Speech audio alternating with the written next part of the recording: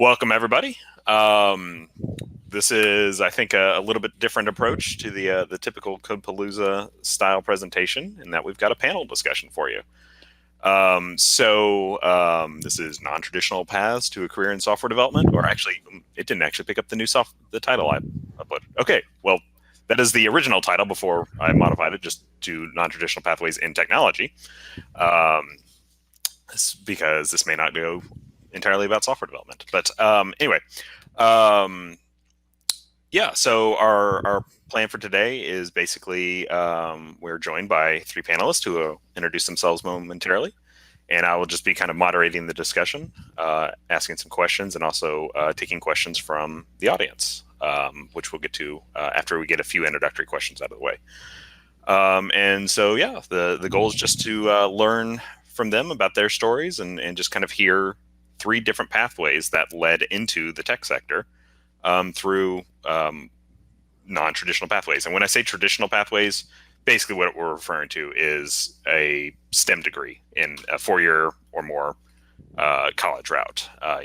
Nothing wrong with that. Absolutely valid pathway to go, but sometimes that becomes assumed as the only path into careers anymore, is the 4-year path. And that is very much not true. And so today we're just going to highlight three different pathways, three different stories, and learn about them and just share and see what we can find out about interesting ways to get into technology. So real quick, my name is Brian Lerman.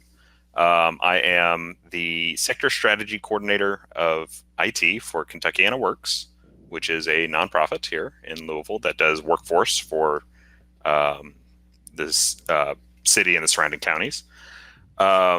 And basically that job means that I run any IT programs that Kentuckiana Works has, which the most well-known one is Code Louisville. And then we've got another one called Tech Louisville, which is focused on IT support type positions. And then a few other miscellaneous things, like I'm in the process of wrapping up a youth summer program that just ended on Wednesday, actually. So yeah, so that's me.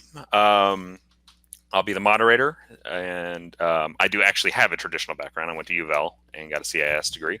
But I would say that what software development I did learn mostly came, like the actual writing of code, mostly came from on-the-job experience, and also my experience going through Code Louisville as a student a few years later. So now I run Code Louisville and Tech Louisville, and a few other IT initiatives around town.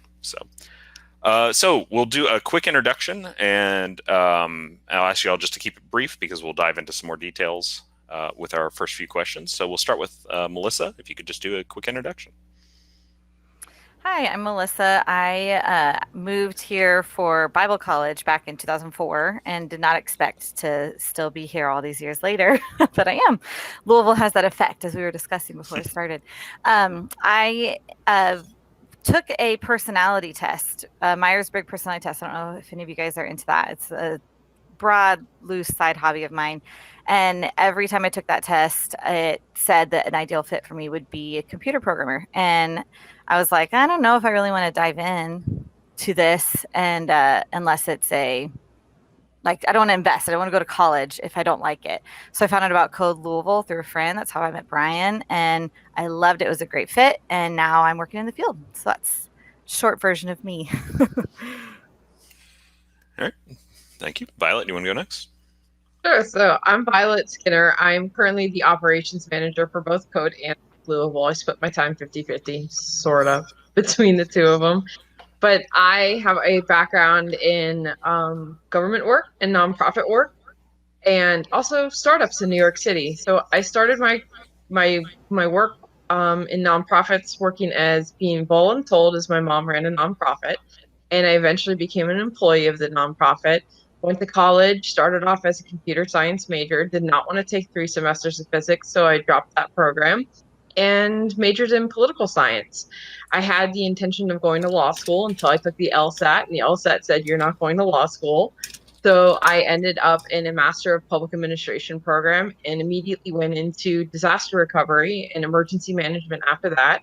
Traveled the Eastern Seaboard, helping to secure funding to repair public infrastructure like roads, bridges, and heard me tell my dumb joke earlier, sewage treatment plants.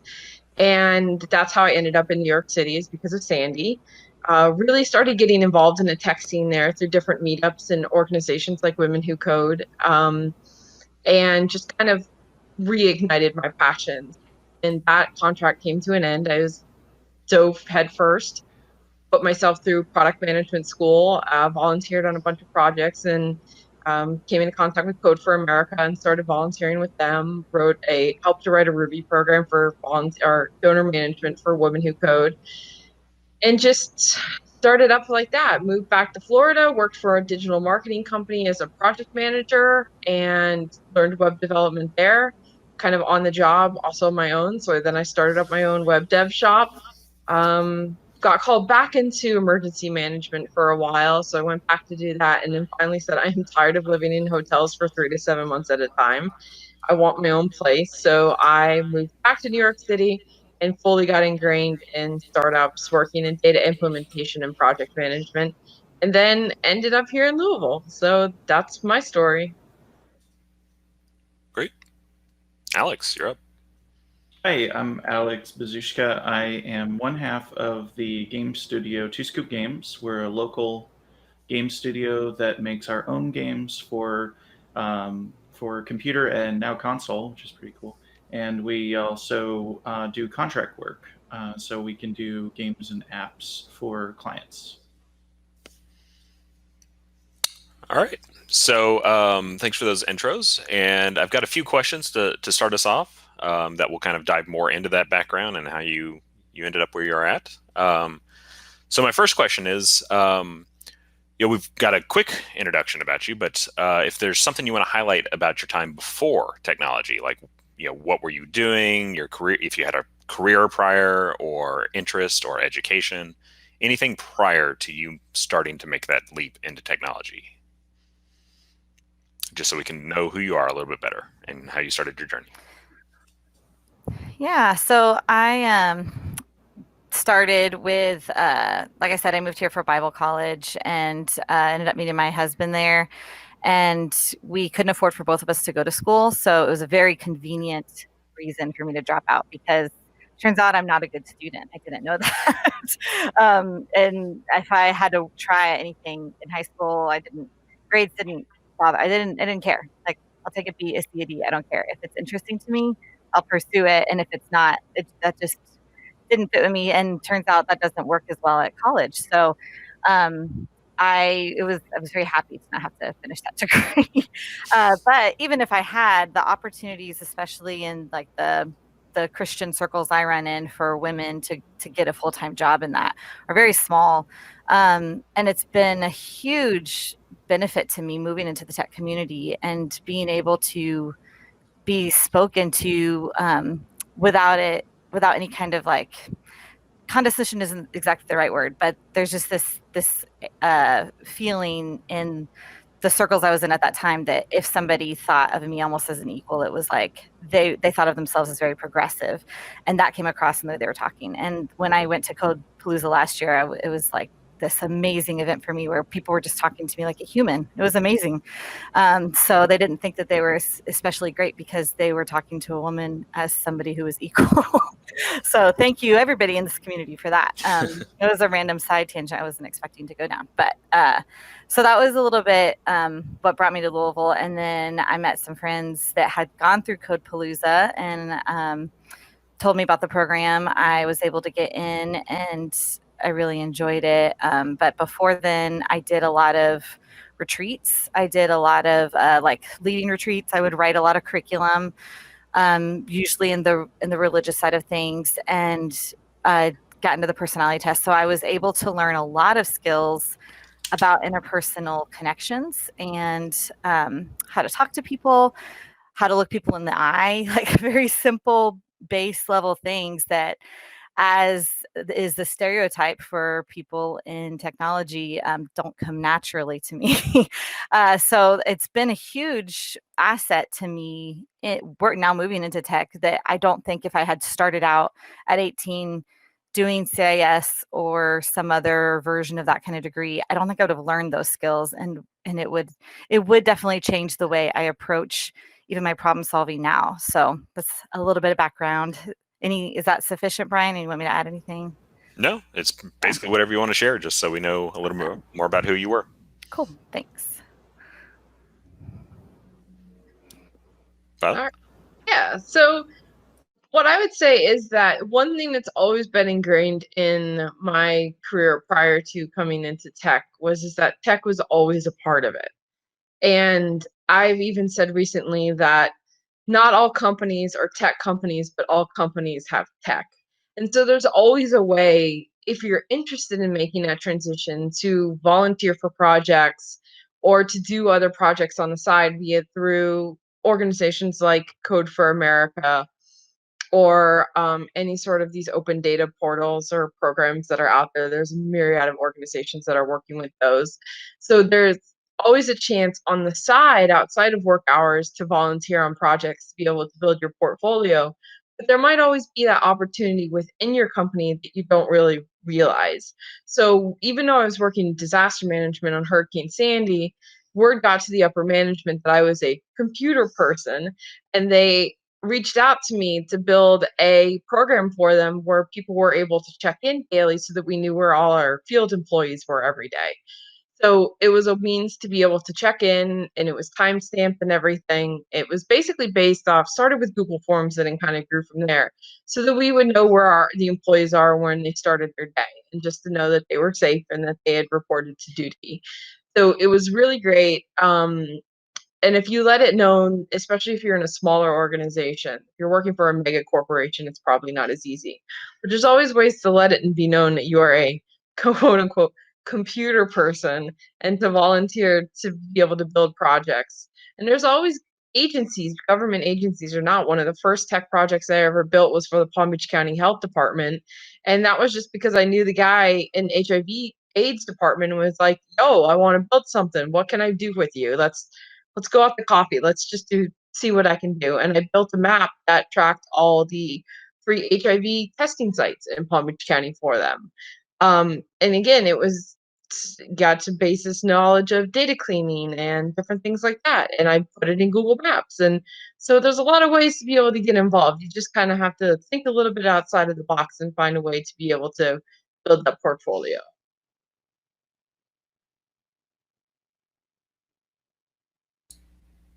Alex? Yeah, so trying to decide if I should do a fun fact or something more relevant. So I'll do the fun fact. So I have a lot of creatures at my house. There are 8 chickens. Those are outside the house.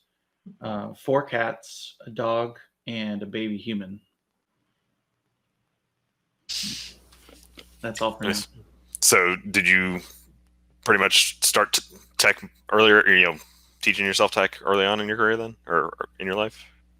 Oh, yeah. So I guess my first introduction to technology was, well, I guess I had a Super Nintendo in like 1991, right after that came out, and that was like my first video game system, and I was very interested in that. And then like I got my first computer a little later in '95, and my dad was a graphic designer doing things like traditionally, like with pens and paper and stuff, and was working for a company that was actually making Pogs at the time, because that was a huge craze at the time.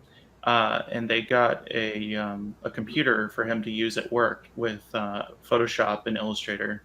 And so we had it on the computer at home also, so that he could learn, and I learned it along with him at the same time. So I say I've been using Photoshop since like 1995. So that's like 25 years now. Never do math on camera. Very cool. Melissa or Violet, do you all remember what your first spark was for technology? What got you interested in thinking about it? The Apple IIe that my dad bought me, and I remember going to Radio Shack and buying ABC 1, 2, 3 games on that sparse black screen with green letters. And I think it was just from there, like I mentioned earlier, my dad had been working on telemetry projects in the Apollo. So tech was always a real part of his career, even though he was an electrician by trade. And so I think it just kind of grew from there. I remember even in third grade, which was like 1990 or so, being the only person who would turn in their little book reports on like I would do it in a computer and print it up on a dot matrix printer. And I remember I had like a Disney word processing program and I could put the title in Aladdin font. So it just kind of like it's like seems like it's been ingrained in me. And so now not only do I try to instill that passion on others, but also with my son, and like he's the next wave. So it's really cool doing that with him too.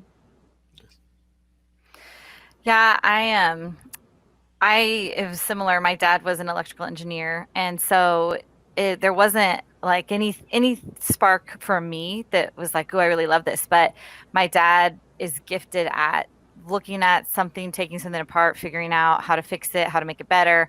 And so I've watched that, and then have done that with him, and then even on my own, if there's something broken here between Google and just my natural, let's take it apart, see what's happening event, I think that is more what my natural spark.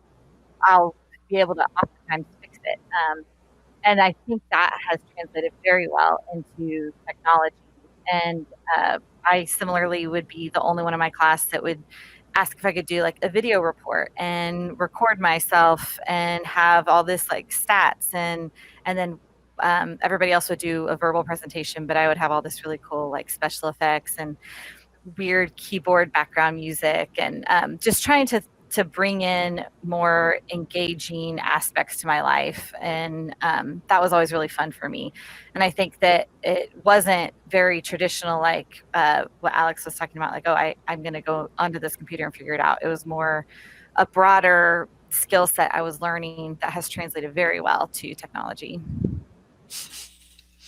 Very nice.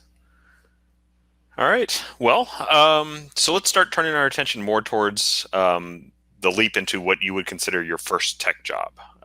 So if you all could talk a little bit more about like where you picked up your tech skills and what that experience was like, and then I'll follow that up with a question about your first job. So if you just want to talk about where you feel you learned your major technology skills, software development or whatever that may be. Yeah, so as I mentioned, I went through Code Louisville, and that's where I learned everything. I didn't ever do a MySpace, although I am of the age that I would have done that. So even like the basic pre-computer programming things that a lot of my generation had the opportunity to do, I didn't do. My parents were very protective over anything internet related, as parents probably should be, given all of the dark and scary things out there. But so my first exposure really was with Code Louisville, and that was the first time I had ever even heard of really what are basic terms for a lot of my generation and younger, like HTML or something that's just very basic about how a website is built. And it was really exciting for me to be learning those kinds of things. I think learning in general is more exciting for me than anything else. And then to actually, the way Code Louisville works, it might have changed, but you are learning the skills, but then you're also building something. And my husband's working on a PhD right now, and he wanted a website to use for networking. So I was able to build for this random course that I out of the blue just signed up for. I was able to build him something that now when he goes to his kind of conferences and all that kind of stuff, he's able to just give people a website, and all this information is there. It's so much easier to remember a website name or just type it in your phone real quick than remember somebody's name and their phone number and their email address and where you met them at and all that kind of stuff. And so that was really cool to be able to be enjoying something I'm doing and be able to be of service to people around me. It's like this new growing skill set and love for computer programming that I was having at that time was immediately just very easily connecting with my previous attempts at a career, I would say, little false starts here and there, of essentially being of service to other people. And so that has really kept me engaged in this career path and community, because to me, it's like the best of both worlds now. Fantastic. Always good to hear. I mean, I'm of course biased towards Code Louisville, being the program director for it, but those are the stories that the program is there for. The people that have no experience with it and explored it as a possibility, and it turns into a whole career for them. Really fantastic to hear that. Yeah, just a side note for that. I started that program. We've both been students. One of us has been a student our whole marriage, and we've lived below the poverty line. Somebody gave me a computer for Code Louisville that was their grandmother's, an old Dell that they rebuilt. So I have no idea how old this computer was. It ran very slowly. And that was 2 years ago, I think, 2 or 3, because I think it was 2 years ago, almost to this season, that I did my first Code Louisville course. And now I'm working full-time at a job I'm very much enjoying. So, I mean, that's very fast turnaround when you think about how little I knew and what I started with and where I'm at today is pretty amazing. Yeah, absolutely. So I would say that, a common thing that we see in Code Louisville is people think that it's all about learning the actual tech skills, but it's more of the thought process and the, knowing the questions to ask or how to research them and how to think about the problem that really is the mark of a good developer and somebody who will excel. So, and that's hopefully what the program is oriented around teaching. So, Violet, you want to go? So this is, I guess, a little bit of a trick question. It's very nuanced. So my first foray into technology was probably somewhere besides the Apple IIe. I would say internet technology was sometime around when AOL first came out, and we had to dial up the AOL using CompuServe or Prodigy. I'm not really sure. And AOL was still a bulletin board system, so it was before the chats and it was everything. So it was me navigating my kid's account, going onto the Barney boards, and basically being a troll, or a flamer as they called it at the time. So my first foray in internet technology was as a troll, and that still maintains to this day, but we're not here to talk about what I do on the internet in my free time. And it just kind of continued to there. And then GeoCities came around. And I remember I had like 3 or 4 GeoCities sites. And I'm like a 10-year-old girl sitting in my dad's office, like making GeoCities sites, totally plagiarizing other sites because I had no idea what I was doing. But man, I built a Pink Floyd site about the history of Pink Floyd, and it was the coolest thing ever. Didn't know anything about what I was typing, but I know I was copying and pasting it from someone else. But hey, the design was original. That's what matters. And then my first job was at Subway, which lasted 4 days, so we don't need to talk about that. But after that, it was really kind of working with different volunteers and then volunteer agencies, retail and stuff like that. And technology was always kind of a looming under parts of it. Building a website for the nonprofit, or helping with their grants management system, or building a database and access for them so that they could keep track of their customers and different things like that. So it was always there, and I never really took that exit to make it the full career until I was well into my 30s. Alex?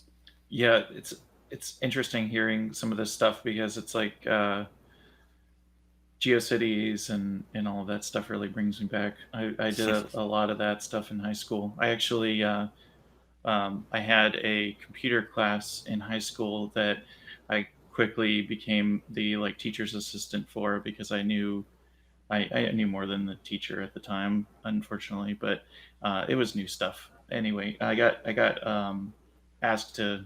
I showed them my GeoCities sites and stuff like that, and they wanted me to teach the class how to make one.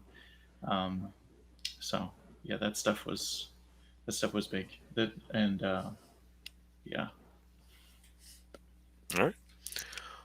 Well, like I said, the follow-up question is, now that we know a little bit more about how you started to pick up your skills, how did you make that first leap into your first professional gig as a software developer or technologist or whatever you might consider yourself? So, like, how did you find that? I guess, what is the job, and like, how did you get into that position? Brian, you mean so the very first one, not the one we're currently in? Is that Correct. right? Yes. Okay. So my very first position, I think that is officially a tech position, I got before I started the Code Louisville in-person classes, but after I started the pre-work for the Code Louisville in-person classes. So a friend of ours runs a nonprofit, and we were out to dinner as a way for the kids to kind of celebrate back to school. It was the day before school was supposed to start. And he was saying he needed somebody to manage his website. It was a Squarespace site. It was nothing really like what I was going to be learning in Code Louisville, but just because he heard I was learning these kinds of things, he was very interested in bringing me on. It was super part-time. I worked, I think, maybe like 5 hours a week doing it, but I did a lot more. I was able to implement some custom HTML and CSS stuff on the Squarespace site, which I'm sure many of you are familiar with Squarespace. It was my first time touching it. Like I said, I knew nothing about this stuff before Code Louisville. So that was kind of fun to learn, just to learn like, oh, Squarespace, Wix, this kind of stuff exists. That's cool. And then to be able to immediately implement some of the things I was learning was also pretty cool. Like, wow, this is immediate knowledge. It's not like some skills I've had to learn where the minimum baseline information to have even just like a minimum viable product out there, that minimum baseline knowledge is quite large. But this, I was like, oh, I can change the color. Woohoo! So that was really fun for me. But also, I was just learning a lot about analytics and how to I had several training sessions with the board of this nonprofit, teaching them how to look at the data and then how to use that data to implement, like decide what our next event would be or what features we want to be highlighting on any social media sites. And I took their Facebook page, it raised like 150% of their followers in the time that I managed that for them. And just little things that I is sort of like that, taking something apart and problem solving. It was that skill, but then applying it to this side of things and learning about being in that Code Louisville class at the time. I was able to learn about all this kind of peripheral stuff too, because we had mentors in there, which I highly recommend anybody volunteering to be a mentor. It was super beneficial for me, but I also heard many testimonies from the mentors there of how helpful it is for them to be giving back in that kind of way. I've not actually done that myself yet, but I would highly recommend you talking to Brian to hear more about that. Anyway, Yes, he did not pay me to do this little plug, by the way.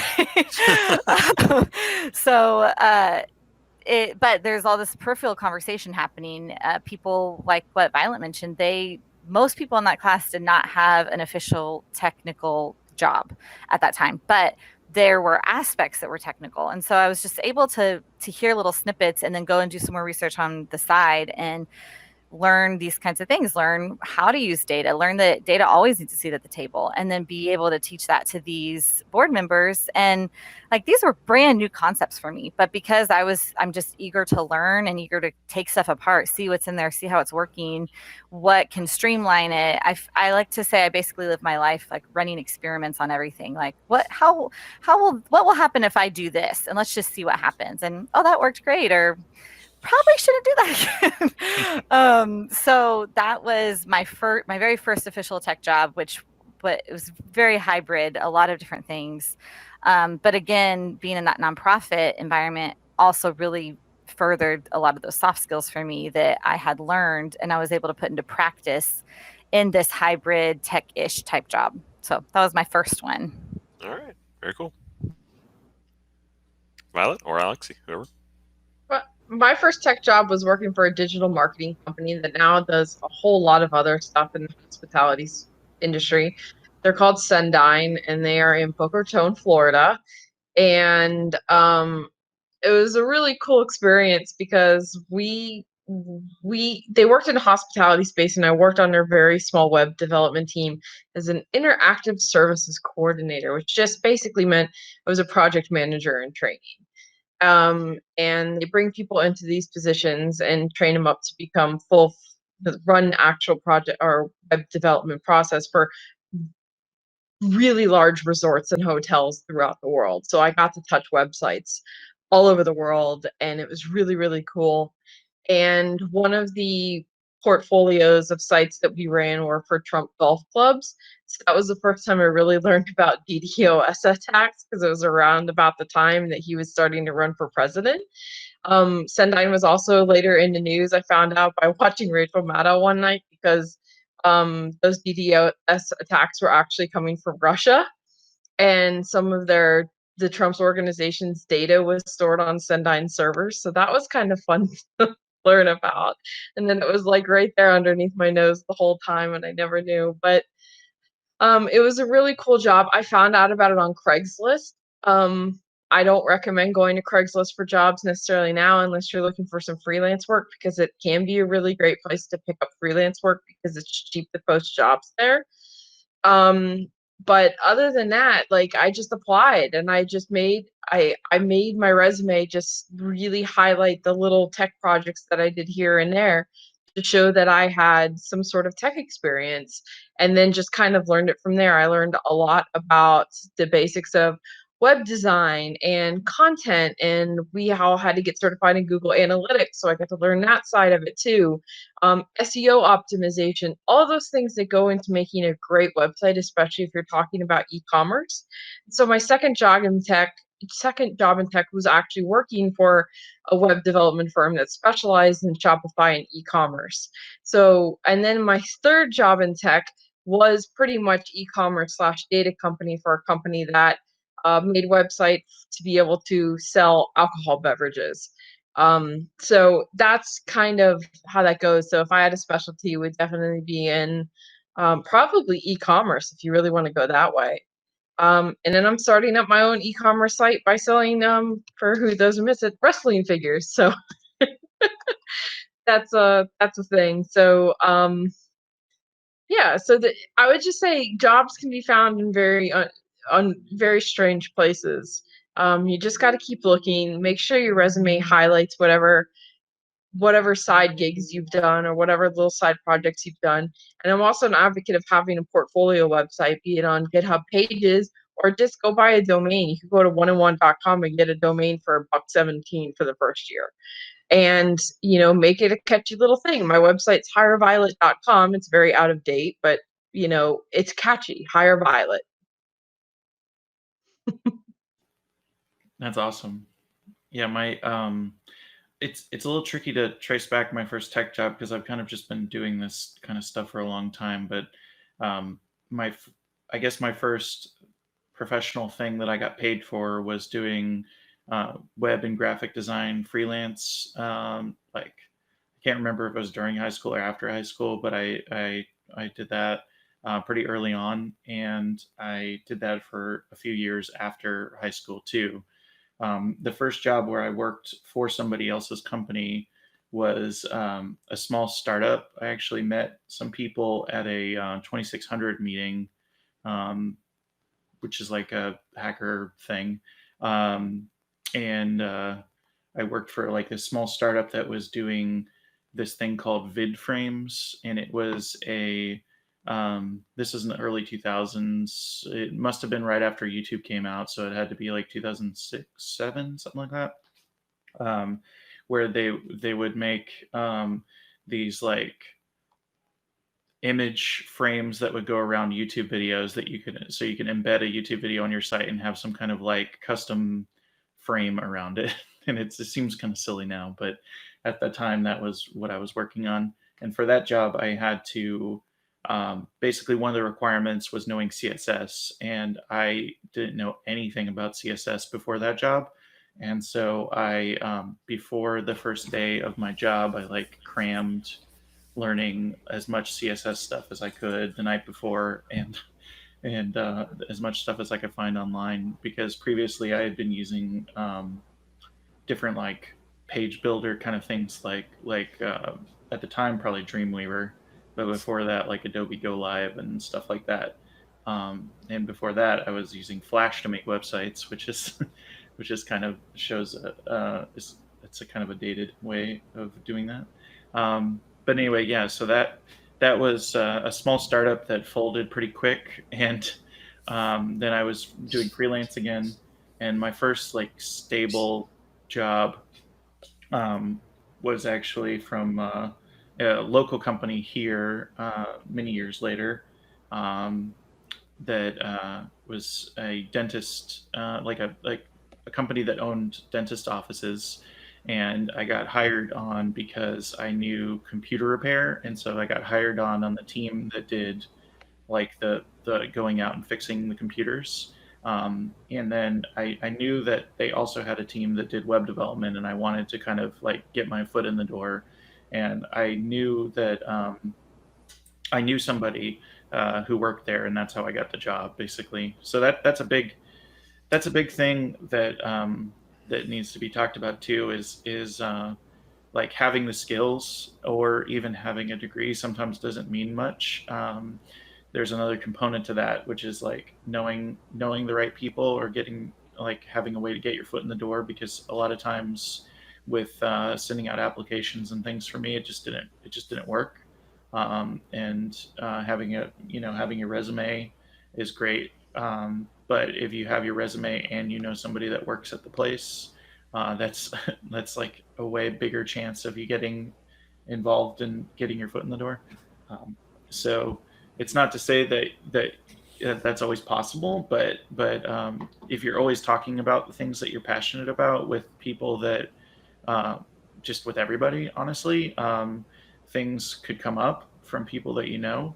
And so a lot of opportunities in freelance, like contract work, and with like full time jobs that I've had have been from people that I knew or people who I talked about the things that I was doing or showed work that I had done before, just as friends or family or whatever, and then them thinking about it later when some opportunity came up and they were like, "Oh, maybe Alex could do that." So that was a big thing. Um, it didn't necessarily lead to jobs that were at the pay level that standard jobs in that field would be at. So basically, I'm going to say that sometimes getting a job that's like a get your foot in the door, so you have something on your resume for the next job, is the strategy in tech. And honestly, it's from most of my friends. Um, there aren't Sometimes there are opportunities to move up inside of a company, but a lot of times I would say like at least 80% of the time, the jobs that I hear about from other people, them getting a pay raise or moving to a better job, are from moving to a different company. And so I see a lot of people in tech jumping around, and I thought that I was kind of unique in that. But then the more that I get to know people, like jumping from job to job is kind of the normal thing in our industry. Um, when you see opportunities, um, and so it's a yeah, it's a powerful tool. um, and just knowing knowing um, about what the industry should be paying for the job that you're in. Because for instance, when I was working at my first job here in Louisville, I ended up it was actually an hourly paying job. And when I started going to tech meetups, which was a thing that you could do in person at one point in time. uh, we I met a lot of people, including recruiters, and some of you might know Emily Swice, who's not a recruiter anymore, but she's just a all around awesome person. And at the time, she was a recruiter, and she told me, um, for doing front end web design, web development kind of stuff, you should be getting this amount or more. And it was more than double what I was making at my job doing that. And then that got me down the road of pursuing other stuff. I started asking around, and eventually, somebody who I knew from a meetup, who Eric, who some of you probably know, is part of the team that started the Louisville Tech Slack. He was working at Cafe Press at the time, and he told his boss, "Hey, Alex could do this job," and so I moved on to Cafe Press for a while, and so yeah. Very cool. Yeah, I mean, clearly everybody's followed a very different path from one another. There's no standard route into this whatsoever. So yeah, we've got a question from the in chat. Let's see. As you've learned about these kinds of things you can do with tech, what are some fun examples of things you have done with it, such as scraping websites, making games, added features and functionality to something you were building just because it's cool, automate a task, anything like that you've done in your careers or with your tech skills? The one thing that I've done has been just sort of play. Like a friend of mine also is creating a video game like Alex does for his real job on the side. And so I was able to learn cool things about Unity and that kind of stuff just as I was exploring and learning about what my friend was into. And again, cool like JavaScript. Ooh, this is really pretty and shiny, and people will want to look at it to add to my personal developer website. I've not ever been able to automate any tasks for anything I'm doing day in and day out because I don't do that much stuff. So, but just little things. It's kind of just still being a learner. That's what keeps me engaged. I particularly don't do anything that fun outside of what I do on a normal basis. Well, just because at the end of the day, I'm kind of burnt out. Or when I was living in New York City, for example, my last place that I lived, besides my stint in Long Island, I had an hour and a half commute one way to work. So by the time I got home, I had zero interest in even looking at a computer. But beyond that, now since I'm working from home, um, I just like to build websites for people. That's my kind of fun thing. And it doesn't really sound that fun, but there's a new pack that went live last week that I spent some time. I built their website for, so that's really exciting. I had a career in politics for a while. I ran for office, so I try to still stay involved that way by doing more of the tech things. But building a website isn't necessarily what I call fun, but I really enjoy it when I get to roll up my sleeves and actually dig into code.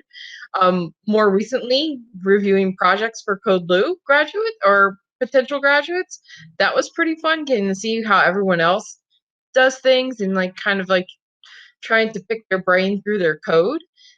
So I don't really do anything particularly fun, like games or automate stuff, except my Google Calendar. That's about it. Yeah, I think that when I thought of fun projects, I mean, I do work on games, and that is obviously a lot of fun. But I mean, it's something that I love doing. But the first thing that I thought of was starting new projects is probably the most fun thing that I could do. Like if I'm either building a website or starting a new game or anything like that, like just like doing the whole file new thing, making a new text file or just starting a new project is the most fun. It's not the most productive because then you have more projects that you have to finish, but it's there's just like this feeling of like, oh, this is like brand new world, and I get to figure out how I'm going to do it and what frameworks I'm going to use and what everything is from scratch. And so I really like anytime that I get to start something from scratch. As far as the game stuff, a lot of I would say all of the games that I've worked on so far for Two Scoop Games that are our own games, we haven't actually made any money off of those. It's more of a thing where we're trying to. I mean, we've been making games for about 6 years now, and the current one that we're working on now has basically had a chance of being any kind of financial income for us, because the games industry is really, really difficult to get into. We participated in a ton of game jams, which are a ton of fun. If anybody is interested in games from any angle of making games, like if you're an artist that doesn't do any code, or if you're a programmer, or if you do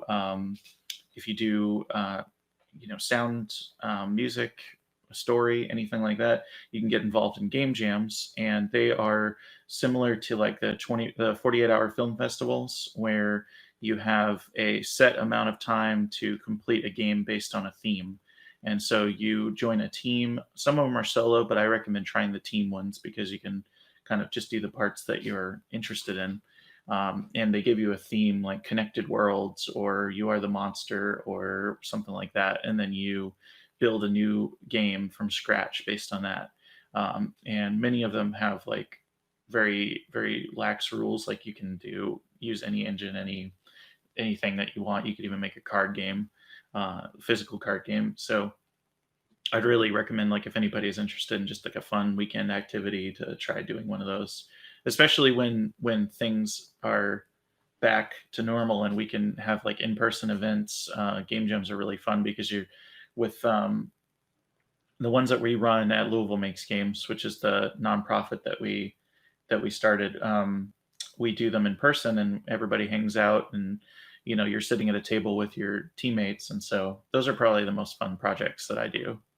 The most fun project that I've had yet to do, that was a paying job, is a recent project where I was contracted by Actors Theater to make a game that we're gonna be releasing it in October, and it's gonna be really interesting. We've got like 4 people working on the story and the dialogue, and I'm working on the game design and the actual implementing the game. And I'm really excited about that because it's the first time that I've been working on a narrative-based game, so something that's like the story drives the play of the game. I built other games for contract work, but they were kind of small arcade style things, which are also fun. But this one is something where it has a message and some potential for social impact, even if it's really small. But yeah, so I'll be sure to promote that when it comes out in October, and you could go and play it on the Actors Theater website. Look forward to it. If anyone else has other questions, please don't hesitate to post them in chat or request. I think it's called video and audio permission or something like that. And feel free to ask your question. Otherwise, we'll just roll on into our next one, which is what having taken a non-traditional path, and maybe everyone got into it at different points in their career, but what skills, like soft skills or non-tech skills or something, can you draw from your previous career that have assisted you in your technology career? So, like I said, soft skills were a huge push in my past life. And so at the first job I got as a Code Louisville graduate, I got thrown a lot of client work. So I was able to very quickly become like the expert at that company of how to talk to clients. And I was talking about brand new concepts for me. I had built a few projects and was able to get this internship at this company. And I did not know a lot about what the ins and outs of these companies I was talking to. I didn't know anything about their industries. I didn't know a whole lot about my industry yet. And so I was able to really progress quickly in that internship because I had all these soft skills that I was able to implement that, as I said, do not come naturally to me and the stereotype of our industry. So that has been very helpful to my career. And because of that, I was able to open even further doors for me. While the tech skills, there's just so much information out there. I feel like it's a lot easier to learn that in my own time than it would be to learn some of these soft skills. So I'm grateful for that. Just several years of being able to put those into practice and do my little social experiments and see what works and what doesn't, so that now that it's like my paycheck, I am doing what works. For me, I'm going to go with soft skills too, but also being able to communicate. So especially working in disaster recovery, I worked a lot with public infrastructure projects, mostly construction projects. So the rebuilding of a bridge, the rebuilding of a road or a roof or a sewage treatment plant or a water purification plant or anything like that. Ditches and culverts and all sorts of things where you had to have some sort of technical engineering knowledge that I didn't necessarily have knowledge of. But when I got thrown into being the lead for the water wastewater team in Hurricane Sandy response, I had to learn how sewage treatment plants operated, and I needed to do it quick. So it was taking those skills of being able to learn a new technology or a new system being really quickly, being able to leverage the power of Google and really find, or YouTube, for example. YouTube, I think, is a bigger help than Google outside of like maybe Stack Overflow. Those Boolean searches will help you every time. And it was also being able to communicate technical information to non-technical people. So I would have to talk with the civil engineers who ran the sewage treatment plants and then actually be able to write about what I just encountered to a grants manager who was not on the technical side, or a finance person to be able to say why this plant cost $1 billion to rebuild after it was inundated with lots and lots and lots of water. So that, I think, is communication and those soft skills, being able to listen and being able to find information and retain that information, is probably the best thing that has brought me forward into my tech career. Yeah, I can't agree enough with all of that. Like just learning, excuse me, learning how to search for the information that you need, and knowing where to look, and also with teams that I've worked on, um, attempting to find the answers yourself before asking other people, and using like asking other people as a not necessarily the last resort, but just don't make it your first try at something, because a lot of times you can Google things, and I feel like a lot of people in the development world that I've worked with don't utilize Google enough. They think that they need to know it all, and keeping all that information in your head is just not possible. So knowing that it's okay to have to look things up and ask questions as a second resort after that.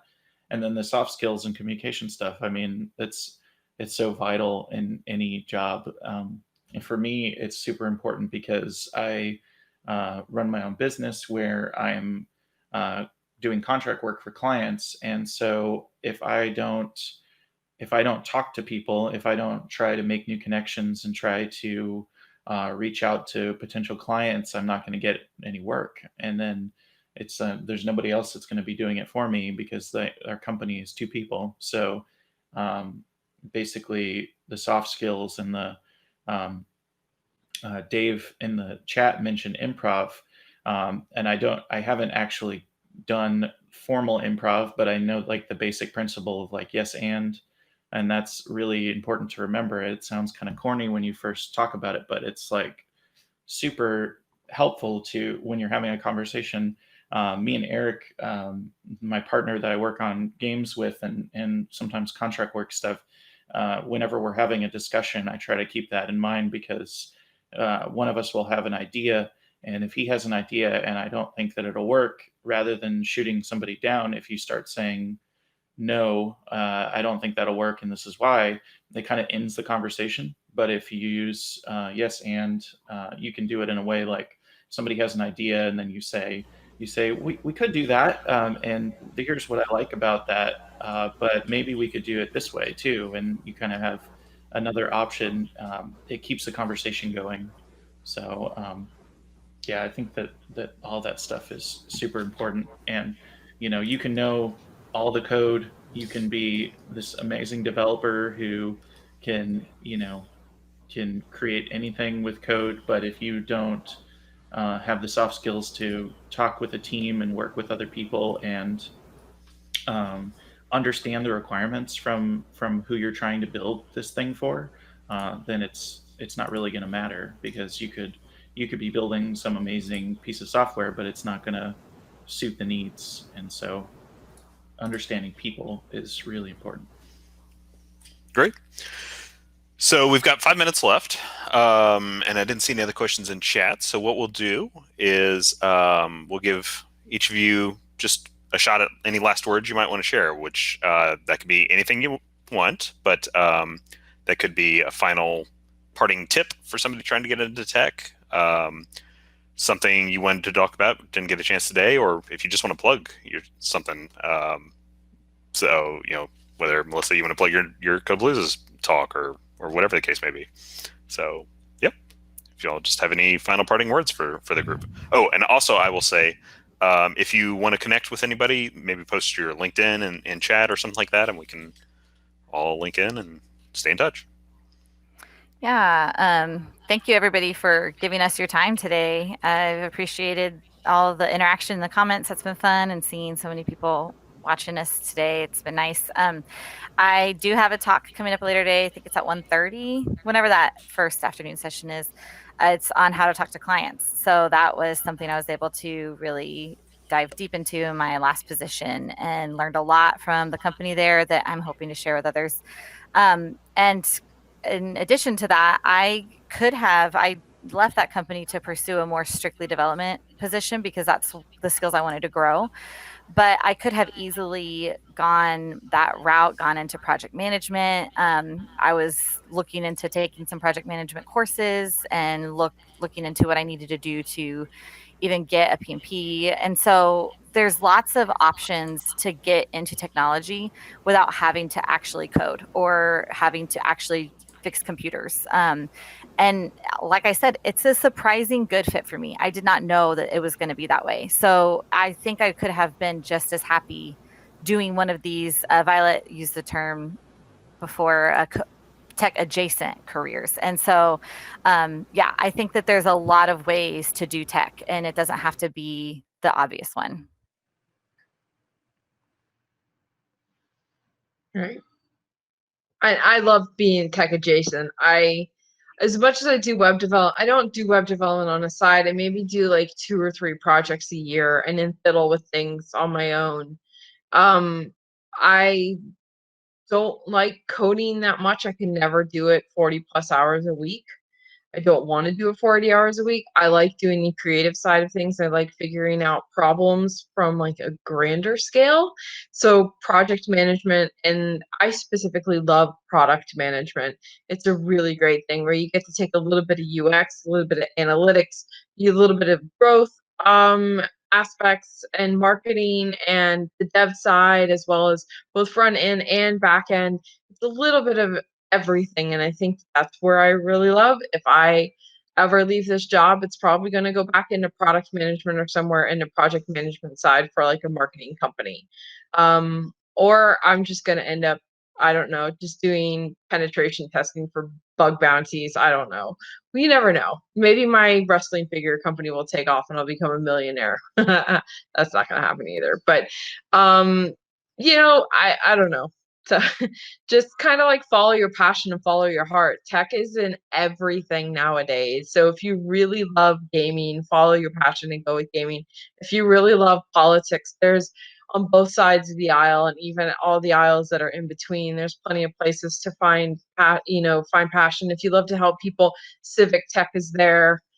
If you love financial things, I don't know why, you could always go into fintech, which I think is like boring, but that's your thing. So you do you, boo.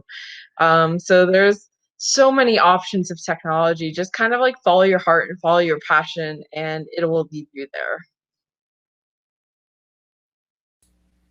Last words for you, Alex. Meetups. Whenever possible, whether they're virtual or when things go back to normal, go to as many meetups that are relevant to things you're interested in as you can. Go to meetups in hopes of listening to other people and finding out what they're working on and what they're passionate about, and making friends. Try to see if you can build genuine friendships and relationships rather than go at it as a way to try to pursue career goals or see what you can get out of other people, because making those real friendships and real relationships will lead to career boosts and other things eventually anyway, and it'll be a lot more fun and more genuine. And there are a lot of people out there at tech meetups who I've met who at first I don't particularly click with them personality wise. And then after getting to know them a little bit better, I understand more about how their personality works, and then we become good friends. And one of those people is my current partner at Two Scoop Games, Eric, who when I first met him, he seemed a little abrasive, and now I just understand that a little more of that, how his personality works, and he's an awesome person. And so give people a chance and try to meet people who are interested in the same things as you, because there's a great community out there. LouisvilleTech.org. If you're not already on the Slack, which I would guess that most people here have heard of that or are on the Slack, is a great community, a great resource where you can meet up with people outside of the meetups, and it's basically just a giant directory. So I want to plug that. And then feel free to ask me anything offline. I'm on Twitter, pretty active on there. Yeah, thanks so much for the opportunity. All right. Well, thank you to our panelists for joining us today and sharing your stories. And thank you to everybody in the audience for coming to the talk. And hopefully you learned something, and encourage you all to get involved. Well, most of you already are involved by being here, but be more involved. Go out to tech events and get connected. And yeah, I think that's pretty much everything. We're a couple minutes over, so thank you all for joining, and enjoy the rest of Code PaLOusa. Bye.